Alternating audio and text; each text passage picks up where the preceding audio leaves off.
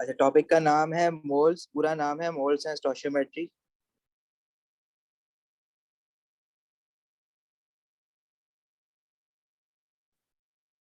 देखो, मोल क्या होता है? जैसे हम लोग डेली लाइफ में यूनिट यूज करते हैं डजन। तो अगर मैं आपसे पूछूं कि 1 डजन में कितने यूनिट्स आते हैं, तो आप बोलोगे 12 यूनिट्स।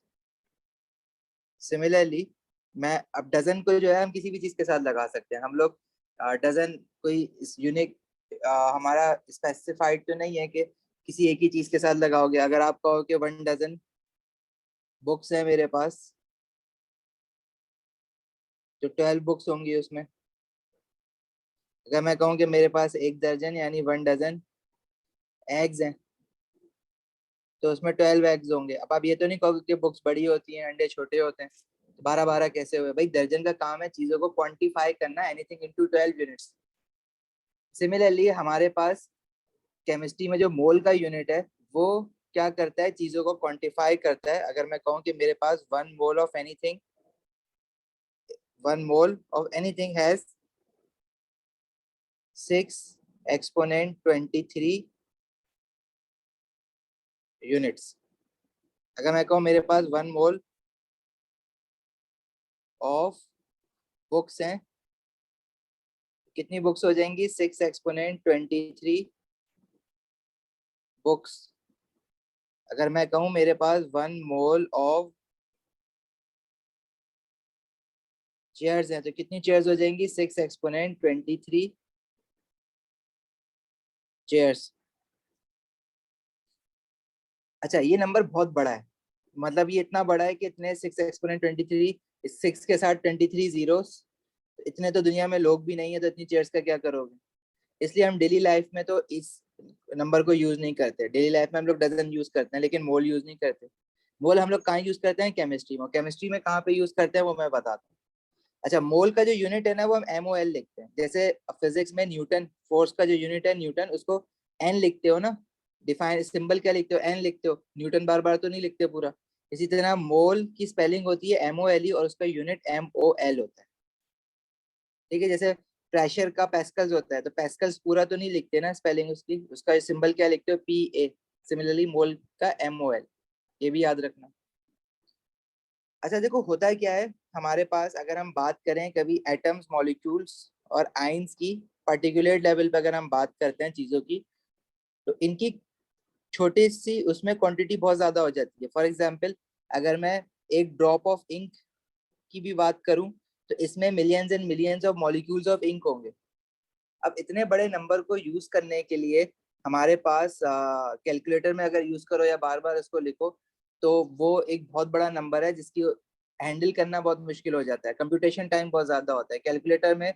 अगर आप यही नंबर 6 एक्सपोनेंट 23, इसी नंबर को 6 एक्सपोनेंट 23 को 2 से 3 बार मल्टीप्लाई करो, तो वो कैलकुलेटर भी फिर मैथ एरर दे देता है। कंप्यूटर में करोगे तो कंप्यूटर कर तो देगा, लेकिन कंप्यूटेशनल टाइम बहुत ज्यादा होगा। तो केमिस्ट ने अपना काम आसान बनाने के लिए मोल्स को इंट्रोड्यूस करवाया। देखो, मोल, अब अगर मैं आपसे बात करूं, मेरे पास 1 मोल ऑफ सोडियम एटम्स है। 1 मोल ऑफ सोडियम एटम्स का क्या मतलब है? We have 6 into exponent 23 sodium atoms. अब ये चीज ना यहाँ पे यूजफुल है, क्योंकि वाकई में अगर मैं आपको एक छोटे से छोटा, अगर मैं एक क्या कहते हैं, सोडियम मेटल का एक चुटकी भी ले लूं, तो उसमें भी बहुत सारे सोडियम एटम्स आ जाते हैं। अच्छा, एक बात, अभी तक हमने प्रोडक्ट टेबल में जितने भी एटॉमिक मासेस देखे हैं, जैसे सोडियम लिखा हुआ होता है, 23 इसका मास नंबर है, 11 इसका एटॉमिक नंबर है। तो प्रोडक्ट टेबल में आपने लिखा हुआ देखा होगा, ये होता है रिलेटिव एटॉमिक मास। अच्छा, एटॉमिक स्ट्रक्चर के चैप्टर में जब हम पहला पहला चैप्टर पढ़ते हैं, तो इस नंबर को हम लोग दो नामों से और बुलाते हैं, मास नंबर या न्यूक्लियॉन नंबर।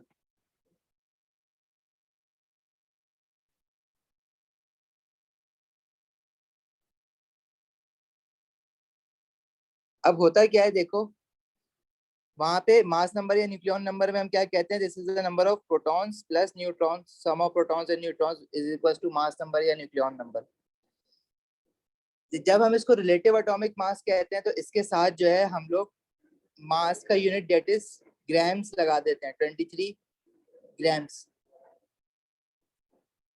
अभी 23 ग्राम्स कितने सोडियम एटम का मास है? अब लिखा हुआ तो यहाँ पे Na है ना, 1 सोडियम एटम लग रहा है वो देखने में, लेकिन क्या 23 ग्राम एक सोडियम एटम का मास हो सकता है? बिल्कुल नहीं हो सकता। उसका रीजन क्या है कि 23 ग्राम जो है एक बहुत बड़ा नंबर है, मतलब एक अप्रिशिएबल अमाउंट है, जो कि एक सोडियम एटम नहीं हो सकता। जैसे फॉर एग्जांपल अगर मैं एक 1 पिंच ऑफ सॉल्ट लूं, एक चुटकी नमक लूं, तो उसका जो मास होता है वो नियर अबाउट 23-24 ग्राम होता है। एंड 1 पिंच ऑफ सॉल्ट में we have billions and billions of sodium chloride molecules, मतलब Na पॉजिटिव और Cl नेगेटिव।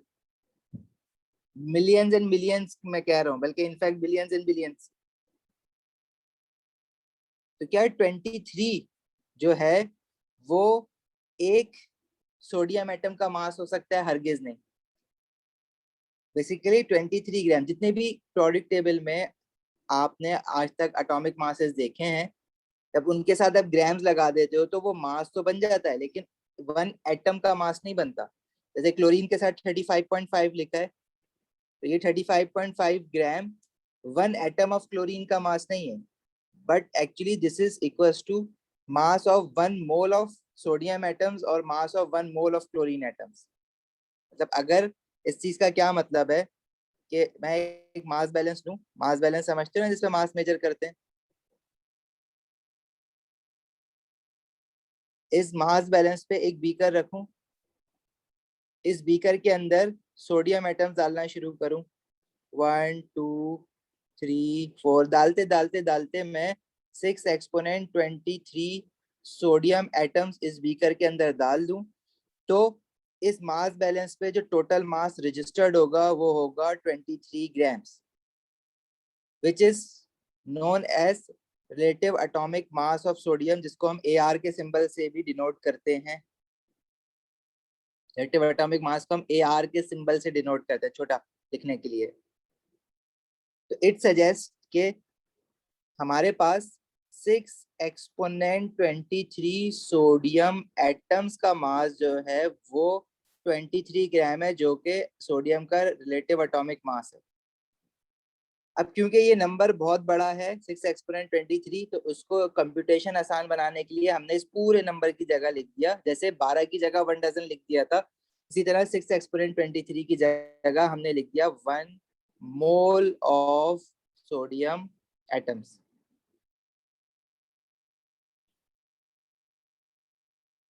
अगर प्रोडिक टेबल में जो आप रिलेटिव एटॉमिक मास देखते हो वो एक एटम का मास नहीं होता, वो बल्कि वो 1 मोल ऑफ एटम्स का मास होता है, रिलेटिव एटॉमिक मास। जैसे फॉर एग्जांपल क्लोरीन की अगर मैं बात करूं तो 1 मोल ऑफ क्लोरीन एटम्स का कंबाइंड मास, मतलब कितने क्लोरीन एटम्स आएंगे इसमें, 6 एक्सपोनेंट 23 क्लोरीन एटम्स, इनका जो टोटल मास होगा वो होगा 35.5 ग्राम।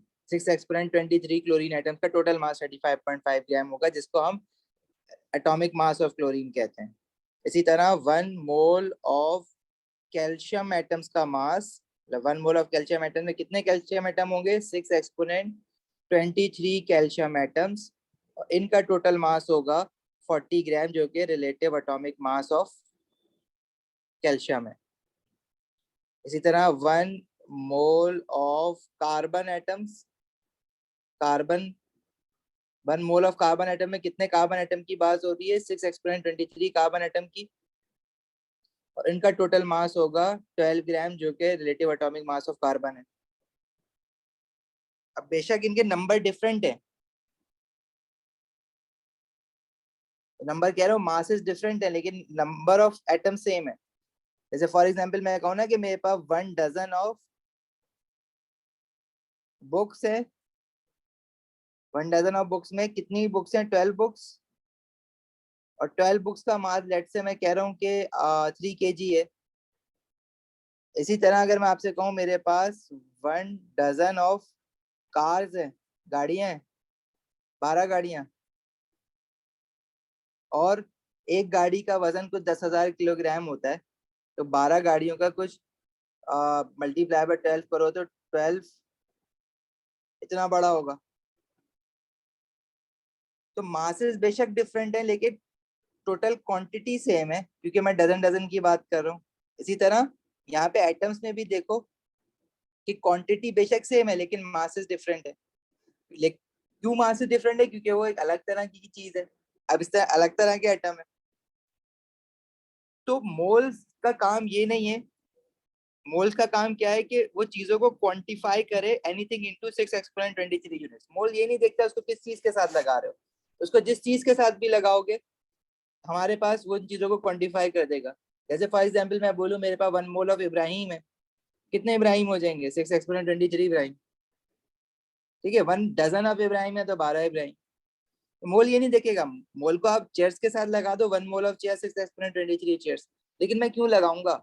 इतना बड़ा नंबर क्यों मैं यूज, कहीं यूज ही नहीं हो रहा ना डेली लाइफ में, तो मैं उनको ऐसे चीजों के साथ लगा रहा हूँ जो कि बहुत ज्यादा नंबर में मिलती हैं हमें, जैसे कि एटम्स, मॉलिक्यूल और आयंस, क्योंकि वो बहुत छोटे होते हैं।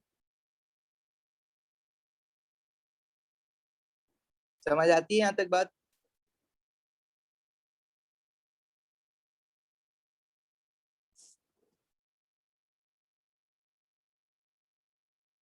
कोई सवाल है यहाँ तक?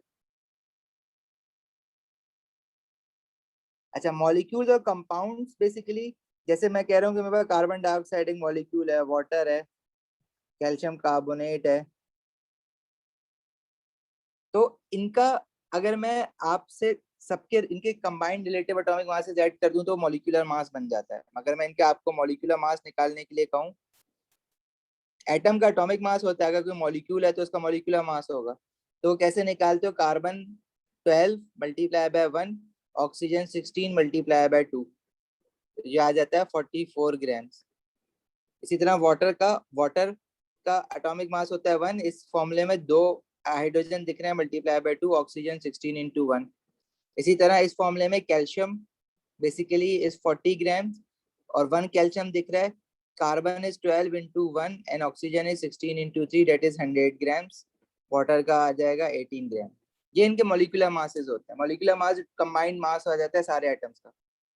अब अगर मैं फॉर्मूले को जब भी देखता हूँ ना,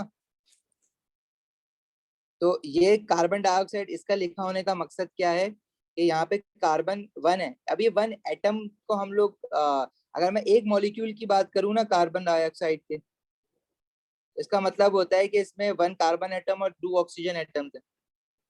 लेकिन हम लोग बात करते हैं, अगर सिर्फ मैं इक्वेशन में कार्बन डाइऑक्साइड यूज करूंगा ना, तो सिर्फ कार्बन डाइऑक्साइड लिखने का मकसद क्या है? जैसे इक्वेशन मैंने लिखी है, carbon oxygen and carbon dioxide, तो ये बाय डिफॉल्ट ये 1 मोल ऑफ कार्बन है, 1 मोल ऑफ ऑक्सीजन है and 1 mole of carbon dioxide है। ये 1 मोल होगा।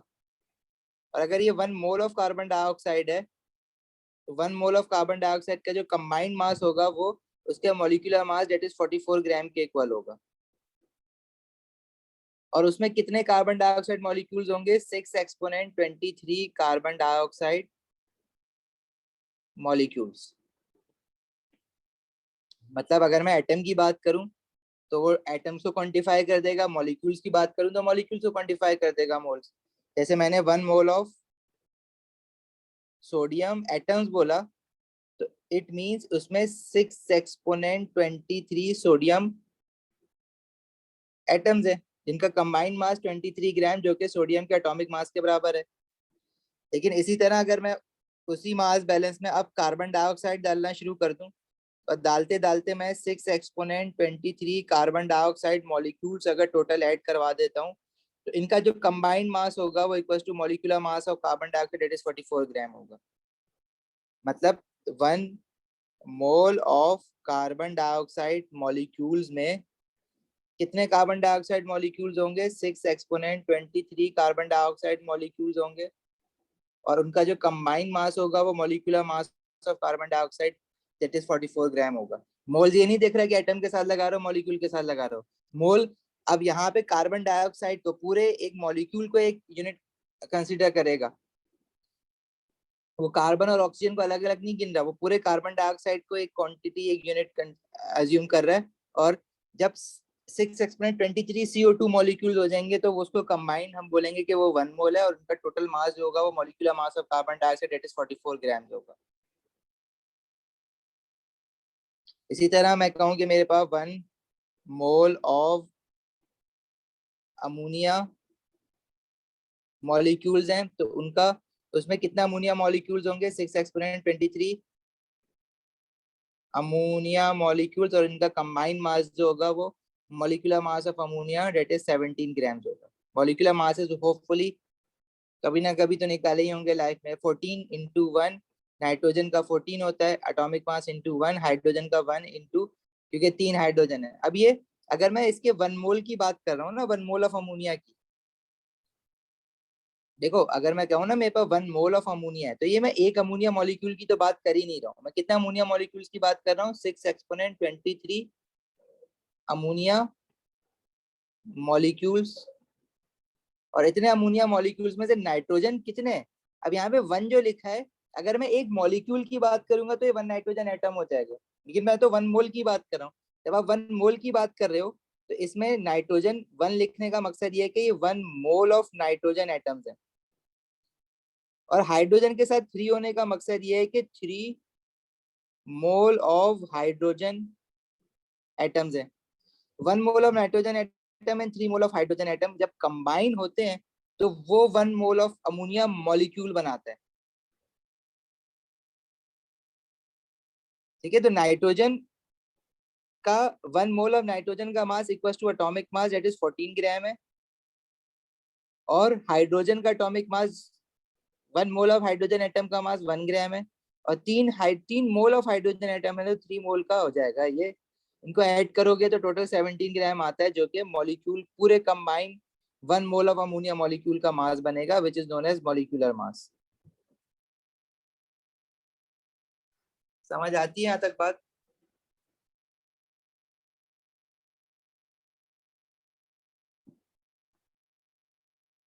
इब्राहिम, रामीन, सिद्दीक, सिमरा, आमना नहीं है क्लास में?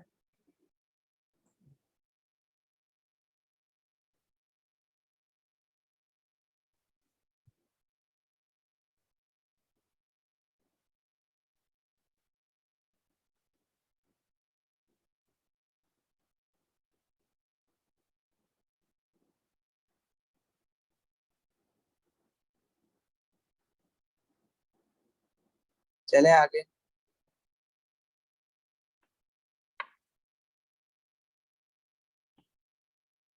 देखो इस चीज को मैं समराइज करूं तो इट मींस के 1 mole of any atom has a mass equals to atomic mass if you are talking about atoms, and 1 mole of any molecule has a mass equals to molecular mass if you are talking about molecules, and 1 mole have 6 exponent 23 atoms if you are talking about atoms, but if you are talking about molecules then 1 mole will have 6 exponent 23 molecules। इसी तरह ions की भी बात करेंगे तो 1 mole of iron will have 6 exponent 23 ions। ठीक है। अच्छा, एटम्स, मॉलिक्यूल और आयंस को कलेक्टिवली इनका एक वर्ड होता है जिसको हम पार्टिकल्स कहते हैं। और ये जो 6 एक्सपोनेंट 23 का नंबर है, इस नंबर को ना एक नाम से भी पहचाना जाता है जिसको हम एवोगाड्रो नंबर कहते हैं। ये भी कहीं सुन सकते हो।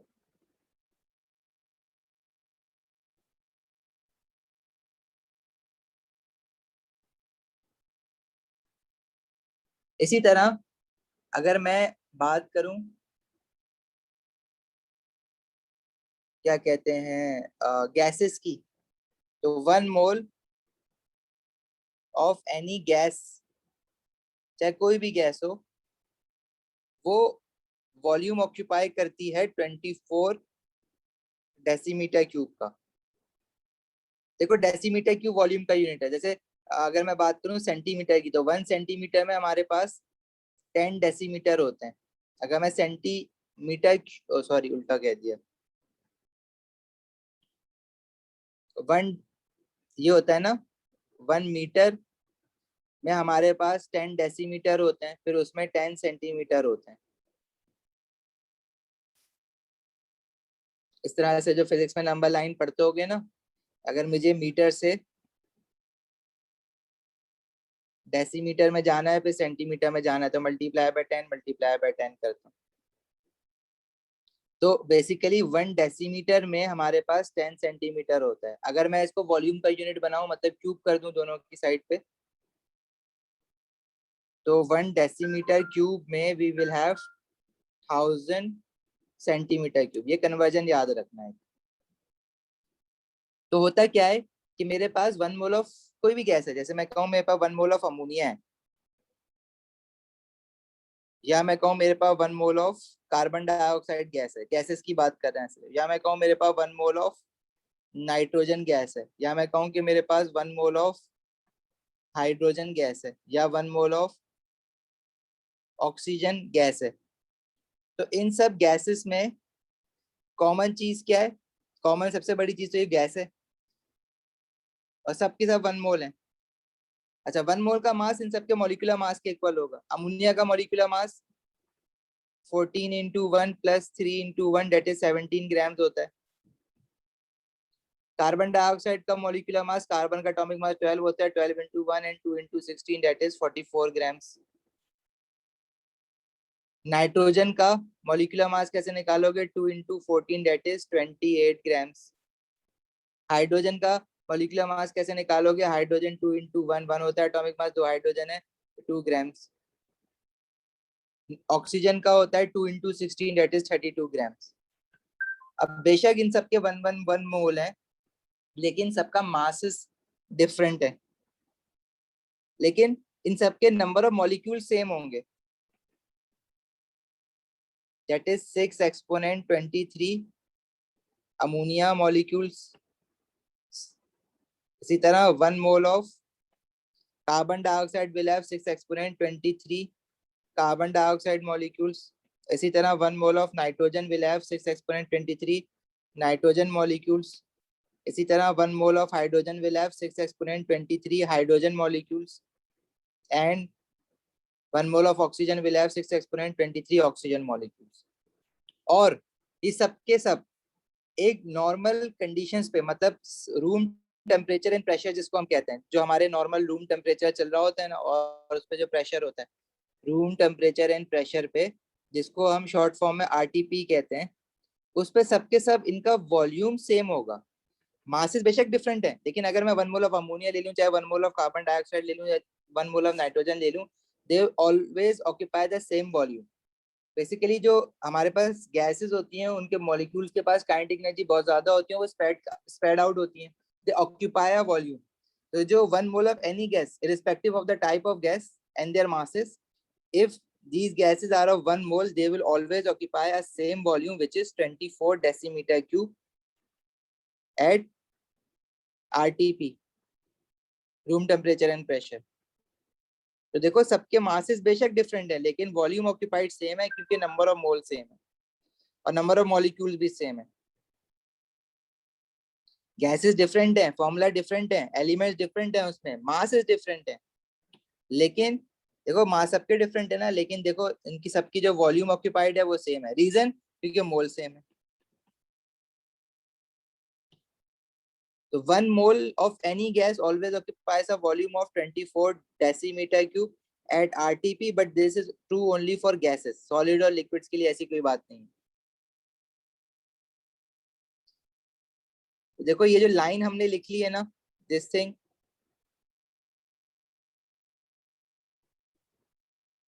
इसमें ही सारा का सारा मोल छुपा हुआ है, इसी से सारे के सारे मोल से क्वेश्चन होता है।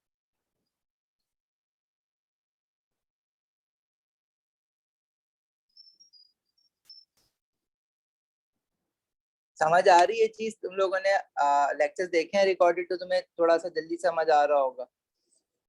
बाकी कभी कुछ ना कुछ एटॉमिक मास, मॉलिक्यूलर मास कहीं ना कहीं सबने पढ़ा हुआ ही होता है। ऐसा तो बिल्कुल नहीं है ना कि केमिस्ट्री बिल्कुल ही पहली बार पढ़ने बैठे, कुछ ना कुछ तो सुन के आए हुए होंगे साइंस, एटॉम्स, मॉलिक्यूल और आयंस के बारे में।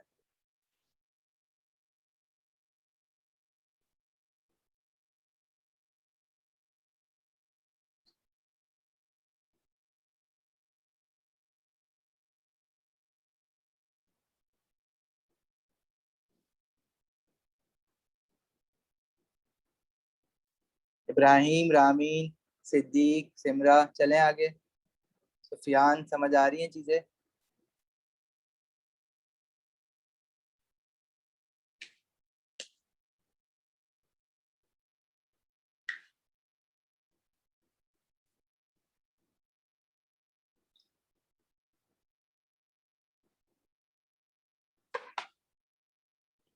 अच्छा देखो, अगर मैं आपसे कहूँ कि मेरे पास फॉर एग्जांपल सोडियम है, इसको प्रोडक्ट टेबल में देखोगे अगर, तो सोडियम का जो एटॉमिक मास आपको दिखना है डेट इज 23 ग्राम्स। तो ये 1 मोल ऑफ सोडियम एटम्स का मास है। ये 1 सोडियम एटम का मास नहीं है, 1 सोडियम एटम का भी निकाल सकते हो। अगर मैं आपसे कह रहा हूँ कि 1 मोल ऑफ सोडियम एटम का जो मास है वो 23 ग्राम्स है। तो ये बेसिकली कितने सोडियम एटम का मास है? 6 एक्सपोनेंट 23 सोडियम एटम्स का मास है। जब 6 एक्सपोनेंट 23 सोडियम एटम्स अगर तुम्हारे पास हैं, उसका मास है 23 ग्राम्स। तो 1 सोडियम एटम का मास कितना होगा, वो इस तरह से रेशियो मेथड से निकाल सकते हो। एक्स, इसको क्रॉस मल्टीप्लाई करोगे तो 23 × 1 एंड 6 एक्सपोनेंट 23 × एक्स। तो 23 डिवाइडेड बाय 6 एक्सपोनेंट 23। तुम्हें आइडिया हो जाएगा कि ये कितना छोटी वैल्यू आती है, एक एटम का मास बहुत कम होता है। निकाल के देखोगे तो that would be in the order of -23 -22। तो 3.83 एक्सपोनेंट -23 ग्राम्स। अच्छा, लेकिन हम इतने जब भी हम सोडियम उठाएंगे तो वो इतने क्वांटिटी उठा रहे होते हैं, इतनी एक एटम तो हम उठा ही नहीं सकते ना, इतना कम मास वो तो हमें सेपरेट आउट कर ही नहीं सकते हम। अगर मैं आपसे कहूं कि मेरे पास लेट से 500 ग्राम ऑफ सोडियम एलिमेंट है, उसमें आपसे पूछा जाएगा कि मोल्स कितने हैं सोडियम के, तो मोल्स कैसे निकालोगे? देखो रेशियो मेथड आई होप सबको आता ही होगा, ये जो मैंने ऊपर किया है। जैसे वो मैथ्स में पढ़ते थे बचपन में, एक टॉफी जो है वो 5 रुपीज की है, तो 200 टॉफीज कितने की होंगी? टॉफीज के नीचे टॉफीज लिखा, रुपीज के नीचे रुपीज लिखा, अब इसको क्रॉस मल्टीप्लाई कर देते हैं। 200 × 5 is equal to 1 × x. X निकाल लेते हैं यहाँ से। इसी तरह अगर मैं आपको बोल रहा हूँ कि मेरे पास $1 जो है वो 160 रुपीज का है, और मेरे पास 280 रुपीज है, तो मैं कितने डॉलर उसमें ले सकता हूँ? तो डॉलर्स के नीचे एक्स कर दो, रुपीज के नीचे आपने रुपीज कर दिया। जो भी वैल्यू आपको पता है आपने लिख दी, जो नहीं पता वो अननोन है, तो उसकी जगह हम एक्स लिख देते हैं। तो 1 × 280 इज इक्वल टू x × 160। तो x इज 1 × 280 डिवाइडेड बाय 160। सही है। होपफुली ये रेशियो मेथड यूज किया होगा कहीं ना कहीं मैथ्स में तुम लोगों ने, जहाँ पे बहुत ज्यादा यूज करेंगे हम। इसी तरह देखो, मैं अगर आपसे कहूँ कि 500 ग्राम ऑफ सोडियम एलिमेंट है, और उसमें मैं पूछूं बताओ कितने मोल्स ऑफ सोडियम है, तो आपको ये पता है कि 1 मोल ऑफ सोडियम एटम जब भी आपके पास होगा, उसका जो मास होगा वो एटॉमिक मास ऑफ सोडियम जो प्रोडक्ट टेबल से देखोगे 23 ग्राम होता है। तो 500 ग्राम ऑफ सोडियम में कितने मोल्स होंगे, एक्स ऐसे निकाल सकते हो, तो हो जाएगा 500 × 1 एंड एक्स इंटू 23। तो x would be 500 divide by 23, तो मोल्स ऑफ सोडियम एटम आ जाएगा। इसका एक फॉर्मूला बना हुआ होता है, मतलब अगर मैं जनरलाइज करूं इस चीज को कि 1 मोल ऑफ एनी एटम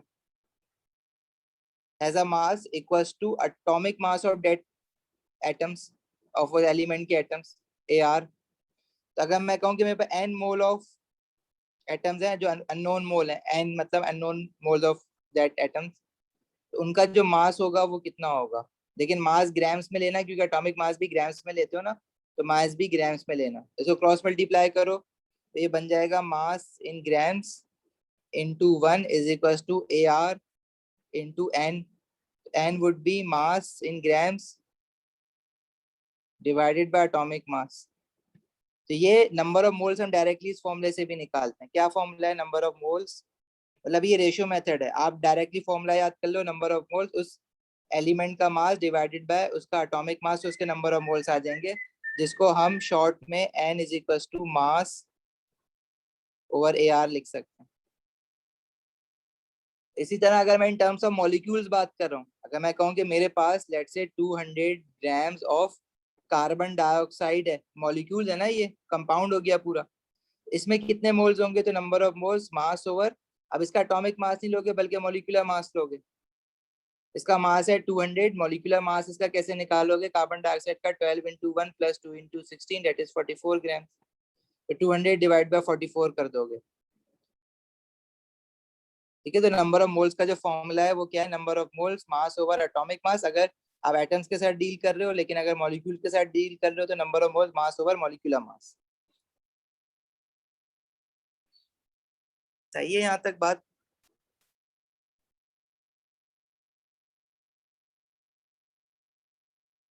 देखो बहुत फास्ट हम लोग पढ़ रहे हैं इसको, हमारी मजबूरी है, वरना मैं इतना फास्ट कभी मोल्स नहीं पढ़ाता।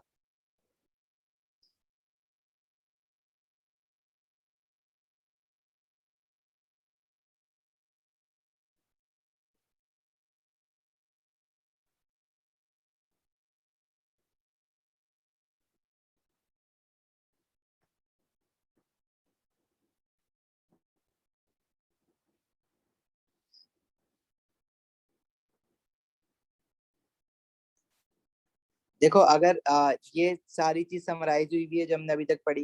रिलेटिव एटॉमिक मास बेसिकली क्या होता है, हमने देखा कि 1 मोल ऑफ एटम्स का मास होता है, कभी भी एक एटम का मास नहीं होता। और रिलेटिव एटॉमिक मास हम लोग बेसिकली कंपेयर किसके साथ कर रहे होते हैं, जैसे फॉर एग्जांपल आप कोई फ्रूट लेने जाते हो, तो जो फ्रूट वाला होता है वो एक साइड पे फ्रूट रखता है और दूसरी साइड पे वो अपने स्केल्स रखता है, वो जो काले कलर के बट्टे होते हैं जिनको हम स्केल्स कहते हैं इंग्लिश में, वो रख रहा होता है। और जब ये बैलेंस लेवल हो जाता है तो हम कहते हैं कि जितने के बट्टे रखे हुए उतने का फ्रूट हो गया। अगर 2 केजी के बट्टे रखे ना, 2 केजी, अगर वो बैलेंस हो गया तो हम कहेंगे फ्रूट भी 2 केजी का हो गया।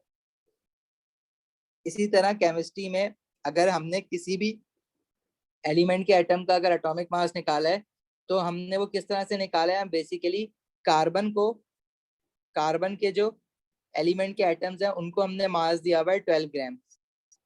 और मतलब कार्बन को हमने स्केल बनाया हुआ है, बट्टा बनाया हुआ है। और जैसे यहाँ पे हमने मैग्नीशियम रखा, तो मैग्नीशियम को बैलेंस करने के लिए, मैग्नीशियम के 1 मोल ऑफ एटम्स को बैलेंस करने के लिए मैंने कार्बन के 2 मोल रखने पड़ गए थे। तो 12 + 12, तो मैग्नीशियम को हमने मास दिया 24 ग्राम। तो बेसिकली ये जो जितने भी एलिमेंट्स के हमने मास निकाले हुए हैं रिलेटिव एटॉमिक, उनको रिलेटिव का वर्ड इसलिए कहते हैं क्योंकि हमने इन सबको रिलेट किया हुआ है कार्बन के एटम्स के साथ। तो रिलेटिव एटॉमिक मास की जो डेफिनेशन बनती है वो बनती है the average mass of one atom of element when compared with mass of carbon 12 atoms. ठीक है, average mass of one atom of element. अभी ये जो एवरेजिंग आइसोटोप का वर्ड लिखा है वो हम बाद में आइसोटोप्स कंसीडर करते हैं डिफरेंट एलिमेंट्स के एटम के। जैसे क्लोरीन है, उसके 2 आइसोटोप्स होते हैं, तुम लोगों को पता है, क्लोरीन 35 और क्लोरीन 37। तो हम क्लोरीन 35 का मास हमने कार्बन से कंपेयर करके अलग निकाला और 37 का अलग निकाला, फिर उनका आपस में एवरेज ले लेते हैं, तो वो रिलेटिव एवरेज एटॉमिक मास हो जाता है। लेकिन सबसे पहले हमने क्लोरीन 35 को भी कार्बन से मेजर किया, 37 को भी कार्बन से मेजर किया, फिर उनका एवरेज लिया। तो रिलेटिव एटॉमिक मास की डेफिनेशन क्या याद करोगे, the average mass of one atom of element when compared with mass of carbon 12 atoms. ठीक है,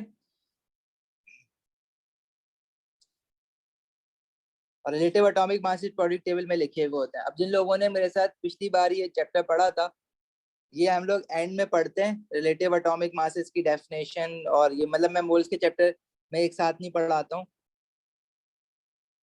वो क्योंकि हम लोग जो जब प्रिपेयर कर रहे थे जुलाई सीरीज के लिए, तो उसमें पेपर 2 नहीं था, पेपर 1 था सिर्फ।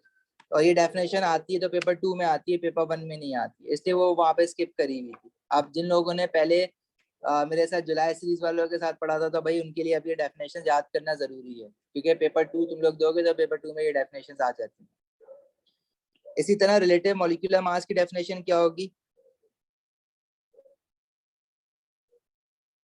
ये लिखी हुई, average mass of one molecule of a substance when compared with mass of carbon 12 atoms. तो ये जो हाईलाइट किए ना, ये डेफिनेशन याद कर लेना। निकालेंगे कैसे मॉलिक्यूलर मास, वो तुम लोगों ने देख लिया। जैसे कैल्शियम कार्बोनेट का हमने कैसे निकाला, कैल्शियम 40, फॉर्मूले में कैल्शियम का 1 है, 1 मोल ऑफ एटम्स है बेसिकली, लेकिन हम जल्दी में इसको 1 एटम एटम एटम कहते रहते हैं। लेकिन तुम्हें ये पता है यहाँ पे 1 लिख कुछ नहीं लिखा मतलब 1 है, इसी तरह कार्बन के साथ कुछ नहीं लिखा 1 है, ऑक्सीजन के साथ लिखा है 3।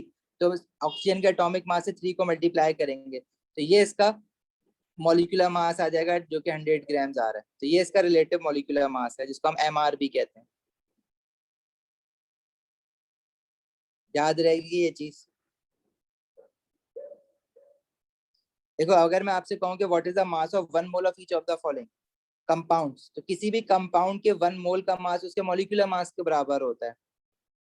ठीक है, तो मुझे यहाँ पे मॉलिक्यूलर मास निकालना है, जहाँ मैं फॉर्मूला भी लगा सकता हूँ, number of moles mass over molecular mass. अब कार्बन डाइऑक्साइड के वन मोल का मास पूछ रहा है, तो एन की जगह पे मैं वन रख दूंगा। मास मुझे निकालना है, और मॉलिक्यूलर मास की जगह में कार्बन डाइऑक्साइड का मॉलिक्यूलर मास निकालूंगा 12 × 1 + 2 × 16, जो कि 44 ग्राम्स आ रहा है। तो मास कितना हो जाएगा, 44 × 1, डेट इज 44 ग्राम। तो वन मोल कि किसी भी एटम या मॉलिक्यूल का मास उसके एटॉमिक मास या मॉलिक्यूलर मास के बराबर होता है। लेकिन अगर नंबर ऑफ मोल्स मैंने चेंज किए हुए, मैंने mass of 3.5 moles of each of the following compound बताओ, HCl के 3.5 मोल का मास बताओ, तो मैं यहाँ पे number of moles mass over MR का ही फॉर्मूला लगाऊंगा, क्योंकि HCl मॉलिक्यूल है। नंबर ऑफ मोल्स है 3.5, मुझे इसका मास निकालना है, और HCl का मॉलिक्यूलर मास मैं इसके फॉर्मूले से निकालूंगा। हाइड्रोजन का मास होता है 1, और एक हाइड्रोजन का 1 है, और क्लोरीन का मास होता है 35.5। और क्लोरीन कितने दिए हुए हैं इसमें, वन फॉर्मूले में देखो ना, कुछ नहीं लिखा, मतलब 1 1 है, तो ये हो जाएगा 36.5, मतलब इसका एमआर है 36.5। तो इसका मास इन ग्राम्स कितना आएगा, 3.5 इंटू 36.5, तो ये जो क्या आ रहा है 127.75, मतलब 3.5 मोल्स का मास इसके 127.75 होगा। इसी तरह सोडियम क्लोराइड का एमआर होता है 23 + 35.5, that is 23 + 35.5, that is 58.5। One mole का मास 58.5 है, 3.5 का कितना होगा, रेशो भी लगा सकते हो भाई, 1 का 58.5 है, तो 3 मोल का कितना होगा, 3 से मल्टीप्लाई कर दो, या ये फॉर्मूला लगा दो, number of mole mass over MR. 3.5 मास निकालना है, एमआर जो है वो 58.5 है, तो यहाँ से भी मल्टीप्लाई होना है। देखो कोई सवाल आ रहा है जहन में, इब्राहिम, रामीन, सिद्दीक, सिमरा, तो पूछ लो।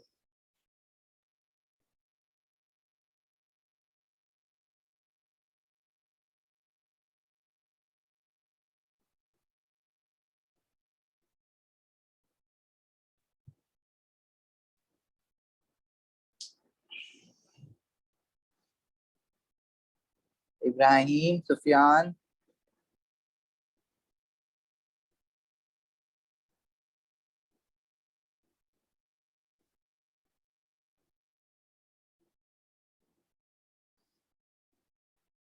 अच्छा, नंबर ऑफ मोल्स पूछेगा,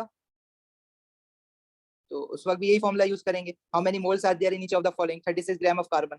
नंबर ऑफ मोल्स की नंबर ऑफ मोल्स मास, अब कार्बन एटम्स की बात कर रहा है तो एटॉमिक मास कर देंगे। मास दिया हुआ है 36, कार्बन का एटॉमिक मास है 12, तो 36/12 दैट इज 3 मोल।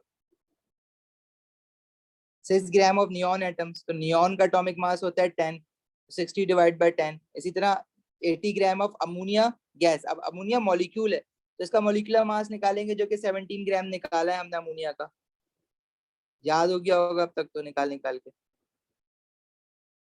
तो 80/17, सही, तो इसके अमोनिया के नंबर ऑफ मोल्स आ जाएंगे, जो कि 4.7 मोल आ रहा है। क्वेश्चन 4 का सी पार्ट का आंसर बताओगे सारे, क्या आएगा, mass of each of the following, moles दिए में सल्फ्यूरिक एसिड का फॉर्मूला होता है H2SO4, तो इससे मॉलिक्यूलर मास निकाल लो, और मुझे बताओ इसका क्या आएगा मास, आंसर बताओ जल्दी से, बोल तो रहे हो सभी ऐसे, देखते हैं क्या आ रहा है समझ।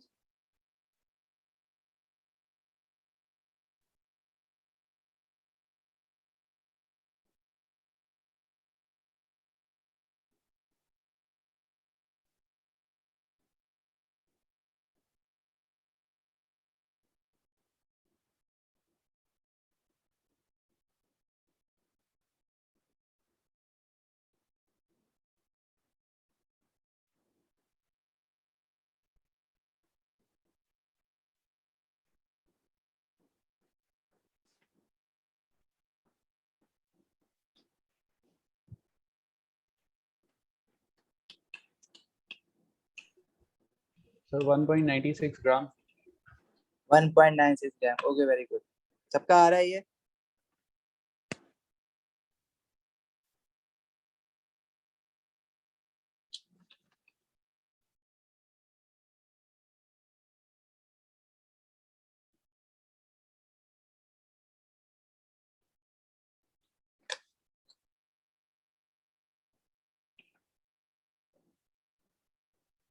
Ramin, Siddique, Sufiyan.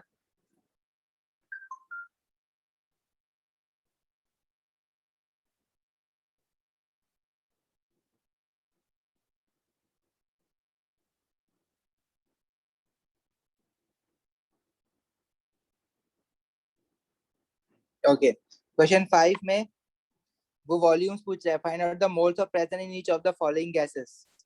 240 centimetre cube of ammonia gas. तो मुझे पता है कि अगर मेरे पास 1 मोल ऑफ अमोनिया गैस होगी और वो सब बात कर रहा है रूम टेम्परेचर एंड प्रेशर पे, तो उसका वॉल्यूम जो होगा वो 24 डेसीमीटर क्यूब होगा। अच्छा, उसने 240 सेंटीमीटर क्यूब लिखा हुआ है, तो मैंने अभी कन्वर्जन बताई ना कि 1 डेसीमीटर क्यूब में 1000 सेंटीमीटर क्यूब होते हैं। तो अगर 240 सेंटीमीटर क्यूब है तो मैं उसको डेसीमीटर क्यूब में कन्वर्ट कर सकता हूँ, या मैं डेसीमीटर क्यूब को भी सेंटीमीटर क्यूब में कन्वर्ट कर सकता हूँ। मतलब मैं 1 मोल ऑफ अमोनिया में 24 डेसीमीटर क्यूब लिखने के बजाय 24,000 सेंटीमीटर क्यूब भी तो लिख सकता हूँ ना यहाँ पे। बात तो एक ही है। 1 मोल ऑफ अमोनिया है 24,000 सेंटीमीटर क्यूब ऑफ वॉल्यूम। तो 240 सेंटीमीटर क्यूब जो अमोनिया गैस होगी उसमें कितने नंबर ऑफ मोल्स होंगे? एक्स क्रॉस मल्टीप्लाई करो, 240 डिवाइडेड बाय 24,000 आ जाएगा, तो number of moles of ammonia gas in 24,000 centimetre cube आ जाएगा।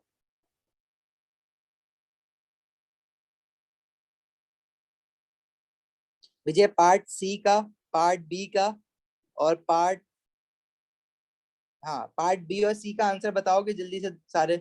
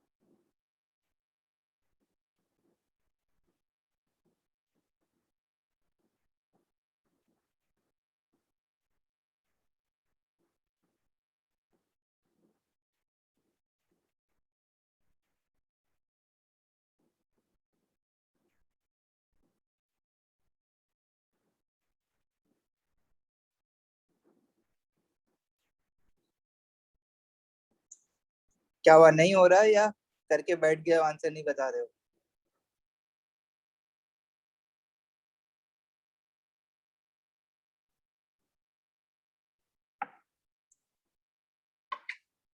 रामीन, किसका बताया 120 centimetre cube of chlorine gas?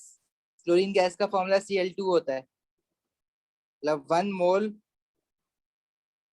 Chlorine का वॉल्यूम होगा 24,000 सेंटीमीटर क्यूब। तो 120 सेंटीमीटर क्यूब क्लोरीन गैस में कितने मोल्स होंगे? तो 120 divided by 24,000, that is 5 exponent -3। Sulphur dioxide का क्या होगा? अब वो डेसीमीटर क्यूब में दिया हुआ है वॉल्यूम, तो मैं 1 mole of sulphur dioxide gas का वॉल्यूम होता है 24 डेसीमीटर क्यूब। तो 2.5 डेसीमीटर क्यूब सल्फर डाइऑक्साइड में कितने मोल्स होंगे? दैट इज 2.5 डिवाइडेड बाय 24, आएगा 0.104 मोल। ठीक है। इसी तरह मासेस की अगर बात कर रहे हैं, 30 gram of oxygen gas, oxygen gas का फॉर्मूला होता है O2। देखो, अगर मैं बात करूं 1 मोल ऑफ ऑक्सीजन गैस की, तो 1 मोल ऑफ ऑक्सीजन गैस का मास होगा इक्वल टू मॉलिक्यूलर मास, जो कि 2 × 16 होता है 32 ग्राम। तो 1 मोल ऑफ ऑक्सीजन, उसका मास होगा 32 ग्राम और वो वॉल्यूम ऑक्यूपाई करेगा 24 डेसीमीटर क्यूब। देखो, वो जो मैंने तुम्हें लाइन बताई थी ना, 1 मोल of any atom as a mass equals to atomic mass, 1 mole of any molecule as a mass equals to molecular mass। और उसमें 6 एक्सपोनेंट 23 एटम्स, मॉलिक्यूल या आइंस होंगे, डिपेंड करता है आप किस चीज की बात कर रहे हो। और वो वॉल्यूम ऑक्यूपाई करेगा 24 डेसीमीटर क्यूब। तो हम मोल्स को जरूरी नहीं है कि इसी वॉल्यूम के साथ ही कंपेयर करें, हम डायरेक्टली मास को भी वॉल्यूम के साथ कंपेयर कर सकते हैं। अगर मैं कह रहा हूँ 1 मोल ऑफ ऑक्सीजन है, उसका वॉल्यूम 24 डेसीमीटर क्यूब है, उसका मास 32 ग्राम्स है, तो मैं ये भी तो कह सकता हूँ कि 32 ग्राम ऑफ ऑक्सीजन का वॉल्यूम 24 डेसीमीटर क्यूब होता है। तब मैं डायरेक्टली ये बात भी कह सकता हूँ कि 32 ग्राम ऑफ ऑक्सीजन जब भी मेरे पास होगी वो वॉल्यूम ऑक्यूपाई करेगी 24 डेसीमीटर क्यूब, क्योंकि ये जो इसका मास है 32 ग्राम, वो 1 मोल ऑफ ऑक्सीजन के बराबर है।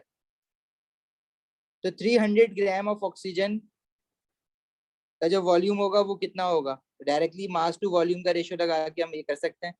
300 इंटू 24, 32 इंटू एक्स, तो एक्स आ जाएगा 300 into 24 divided by 32।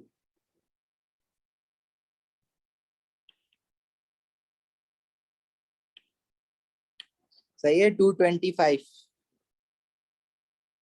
Decimetre cube.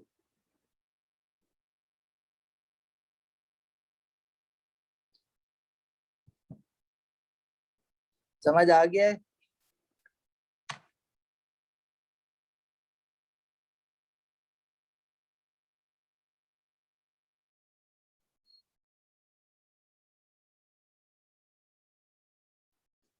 Ibrahim, Sufiyan, Ramin, समझ आ गई ये बात?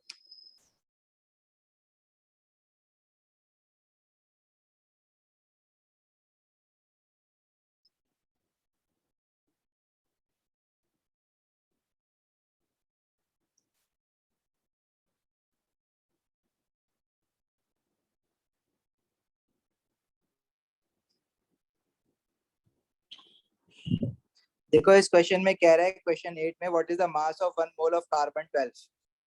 मतलब 1 मोल ऑफ कार्बन का मास जो होगा, ये कार्बन 12, इस तरह से अक्सर ना एटॉमिक मास लिखते हैं एटम का। जैसे सोडियम के साथ अगर मैं लिखूंगा तो सोडियम 23, मतलब ये जो एटॉमिक मास होता है, रिलेटिव एटॉमिक मास, वो इस तरह से भी लिखता है अक्सर।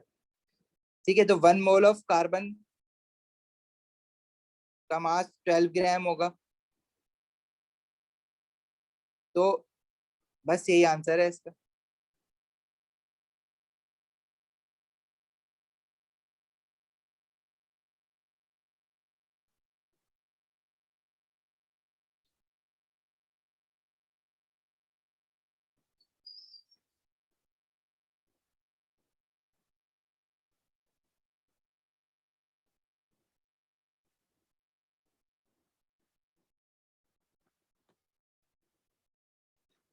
क्वेश्चन 24, देखो क्या कह रहा था, relative atomic mass of chlorine is 35.5। ठीक है, जो हम प्रोडक्ट टेबल से भी देख सकते हैं। कह रहे हैं what is the mass of 2 moles of chlorine gas. देखो वो relative atomic mass of chlorine atom बता रहा है जो कि 35.5 ग्राम है, लेकिन क्लोरीन गैस जो होती है उसका फॉर्मूला होता है Cl2, और उसका जो मास होगा वो उसका 2 इंटू 35.5 मोलिकुलर मास होगा। सही है, तो 2 इंटू 35.5 हमारा आता है 71 ग्राम्स। तो ये basically molecular mass 1 mole of chlorine gas का है ना। मैं ये कह सकता हूँ कि 1 मोल ऑफ क्लोरीन का मास जो है, क्लोरीन गैस का मास जो है, वो मॉलिक्यूलर मास ऑफ क्लोरीन क्या है, दैट इज 71 ग्राम के बराबर है। तो 2 मोल्स ऑफ क्लोरीन गैस का जो मास होगा वो कितना होगा, एक्स, तो हो जाएगा 2 इंटू 71 एक्स इंटू 1, तो ये कितना आएगा, 142 ग्राम्स।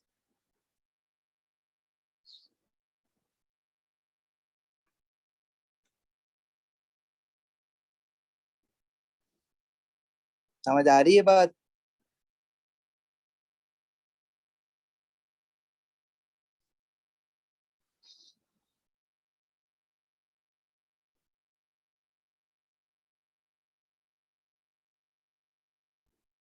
क्वेश्चन 17 में कह रहा है what is the relative molecular mass of copper two sulphate. अच्छा, अब हमारे पास कोई सॉल्ट लिखा हुआ है ना, जैसे कॉपर टू सल्फेट ऐसे लिखा हुआ है सिर्फ, और अक्सर वो तुम्हें ऐसे भी लिखा हुआ मिलेगा कॉपर टू सल्फेट, और उसके साथ कुछ 5H2O या 7H2O। तो बेसिकली ये नंबर रिप्रेजेंट कर रहा है मोल्स को, कि 5 मोल ऑफ वाटर इसके साथ अटैच्ड है। अब ये रिएक्ट नहीं हुए हुए इसके साथ, मतलब फॉर्मूले के पार्ट नहीं है, उस कॉपर सल्फेट के ऊपर नीचे चिपके हुए हैं। सुफियान कौन सा कह रहे हो रिपीट करने के लिए? ये वाला क्वेश्चन क्लोरीन गैस का।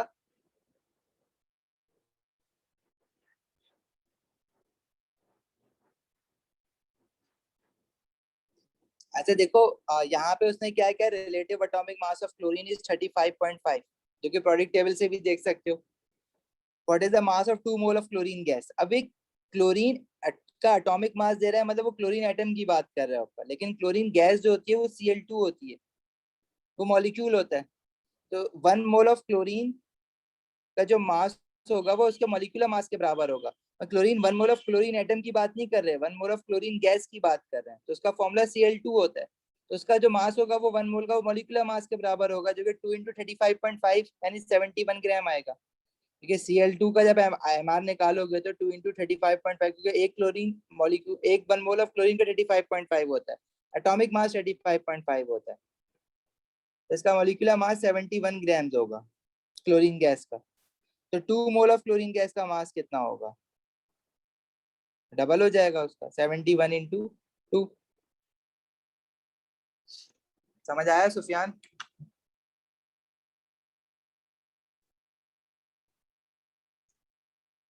यार देखो, तुम लोगों को मैंने एक सच, आपको जो वीडियोस भेजी है ना, वो प्लीज प्लीज प्लीज देख लो। हमारे मोल्स की तैयारी अच्छी करने का तरीका यही है कि हम बहुत सारे क्वेश्चंस करें। अब वो वीडियोस जो है वो, हाँ, एक क्या कहते हैं, एक क्लास में नहीं मैंने सारे ये क्वेश्चंस करवा दिए, मैंने बहुत आराम से उसको करवाया है। वो उसके लिए मेरे पास आई थिंक 7 से 8 क्लासेस लगी हैं, और मैं तुम्हें जिस स्पीड से अभी मोल्स पढ़ा रहा हूँ तो वो मैं तुम्हें 3 क्लासेस में पूरा करवाऊंगा। लेकिन तुम लोग वो वीडियोस देख लो ना सुकून से, इतना टाइम तो होगा, वो देख लो, तुम लोगों का मोल्स हो जाएगा और अच्छा हो जाएगा। तो उसके पीछे से जब ये मैं करवाता हुआ चल रहा हूँ, तो फिर जो आपके जो छोटी छोटी चीजें स्टिल कॉन्सेप्ट के डाउट होंगे वो भी क्लियर हो जाएंगे। तो एक हफ्ते से दी हुई है, अगर नहीं देखी है अभी तो देख लो। रामीन, इब्राहिम, सुफियान, तुम तीनों के लिए। इब्राहिम तुमने तो मेरे साथ मोल्स पढ़ा था ना पहले भी, सिद्दीक ने सर भी मैंने तो पढ़ा हुआ है परसों ना, सर राम। अटेंड किया था। हाँ। जी। नहीं सर, मैं वही बोल रहा था, मैंने अटेंड किया है। हाँ, और अपना सिद्दीक ने भी पढ़ा हुआ है, सिद्दीक ने तो पता नहीं कितनी बार पढ़ लिया है। और रामीन और सुफियान, स्पेशली मैं आप दोनों को कह रहा हूँ, ठीक है, उनको देख लो प्लीज, टाइम निकालो। अब हमारी क्लास कल है ना, दोपहर में 1:30 बजे। तो अच्छा, अभी एक क्लास होगी 10:30 पे हमारी। देखो, रिकॉर्डिंग लेक्चर्स में कुछ भी नहीं है, ऐसे ही है जैसे मैं पढ़ा रहा हूँ। हाँ, बस उसमें बस मसला ये है कि तुम क्वेश्चंस नहीं पूछ सकते डायरेक्टली, उसका भी तुम्हारे पास हल वैसे तो आएगा नहीं, क्योंकि वो जिनको मैं पढ़ा रहा था वो तो पहली पहली बार पढ़ रहे थे, तो उन्होंने बीच में इतने क्वेश्चंस पूछे हैं कि आपके जहन में भी कोई क्वेश्चन आ रहा होगा तो क्लियर हो जाएगा वहाँ पे। फिर भी कोई क्वेश्चन आता है तो वहीं पे उसको पॉज करके पिक्चर लेके स्नैपशॉट लेके मुझे व्हाट्सएप भेज के उसको वॉइस नोट भेज दो, मैं बता दूंगा। लेकिन कोई इस तरह की क्वेरी आएगी नहीं आपको, क्योंकि इतना स्लो और इतनी डिटेल में बताया हुआ है कि वो तुम लोगों को क्लियर हो जाएगा। कि अगर तुम 6 घंटे भी निकाल लो ना आज के किसी भी तरह रात में, तो उसको कल सुबह मॉर्निंग में देख लो, आफ्टरनून तक देख लो, उसको पूरे ना देखो, चलो शुरू के 3 लेक्चर्स देख लो, वही बहुत इनफ है कल वाली क्लास के लिए। तो ये ना होमवर्क है, वो ये होमवर्क जरूरी है करना, क्योंकि मैं तुम लोगों को 8 क्लासेस मोल्स के नहीं लगा सकता बिठा के, हमारे पास इतना टाइम नहीं है। रिकॉर्डेड लेक्चर्स हैं ये, एक क्या कहते हैं, कोविड की ब्लेसिंग इन डिसगाइज कह लो उसको, है। वरना ये पहले तो नहीं मिलते थे ऐसे रिकॉर्डेड लेक्चर्स। क्लास मिस हो गई तो हो गई, तो फिर या तो लेक्चर पढ़ो या किसी दोस्त से पढ़ो, या फिर वेट करो एक्स्ट्रा क्लास या वर्कशॉप का। अभी तुम्हारे पास ये अपॉर्चुनिटी है तो देख लो, उनको फॉर ग्रांटेड नहीं लेना है लेक्चर्स को। सेकंड थिंग, अभी 10:30 बजे जो क्लास है उसमें मैं पढ़ाऊंगा जो रिडॉक्स पढ़ा था, हम रिडॉक्स के पेपर 2 के क्वेश्चंस करेंगे। लेकिन अगर शायद देखते हैं क्या करेंगे, पेपर 1 के इनकी बच्चों की क्वेरीज होंगी तो वो करें शायद। लेकिन क्योंकि तुम लोग रिडॉक्स का पेपर 1 अगर तुम लोग मेरे साथ समझ चुके हो तो पेपर 2 कर लोगे। अगर थके हुए नहीं हो तो 10:30 बजे वाली क्लास ले लेना। अगर बहुत सुबह से क्लासेस ले रहे हो, ऑलरेडी थक चुके हो, सैचुरेट हो गए हो, तो मैं उसकी रिकॉर्डिंग भेज दूंगा, रिकॉर्डिंग देख लेना। अगर लास्ट क्लास ली थी तो वो फिर रिकॉर्डिंग से तुम्हें समझ आ जाएगा इजी, तो वो सुबह के वक्त कभी उठ के देख लेना। ठीक है, वो तुम लोगों की मर्जी है, मैं फोर्स नहीं कर रहा कि तुम लोग आप 10:30 बजे वाली की क्लास लो मेरी। ठीक है, कल हमारी क्लास दोपहर में होगी, वो हम ट्राई करेंगे कि 1:30 तक स्टार्ट कर लें। अगर शायद थोड़ा लेट हो गई, स्कूल की क्लासेस से फ्री होते होते लेट हो गए, तो वो 2 बजे तक स्टार्ट कर लेंगे, लेकिन विल ट्राई बेस्ट के 1:30 हम स्टार्ट कर लें, या शायद थोड़ा 15-20 मिनट लेट हो जाए वो क्लास स्टार्ट होने में। तो उसमें हम मोल से आगे कंटिन्यू करेंगे, थोड़ा डिफरेंट टाइप का। लेकिन एटलीस्ट जो 2 से 3 लेक्चर्स जो है मोल्स के, जो शुरू के 1 क्लास 1 2 3, वो प्लीज कल की क्लास में देख कर बैठना। ठीक है, रामीन सुफियान, ये स्पेशली आप दोनों के लिए।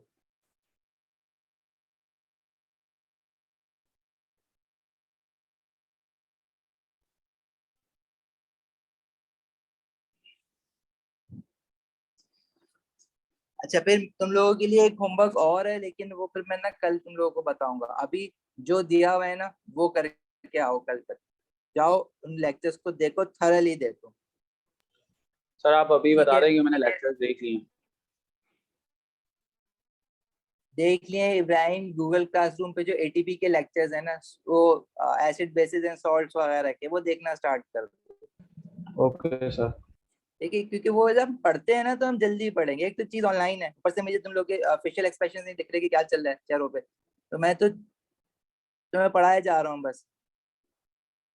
तो मैं चाह रहा हूँ कि पहले से उस पर थोड़ा सा अपना सर मार लो, ताकि जब मेरे साथ पढ़ रहे हो तो जल्दी जल्दी रिवाइज हो जाए।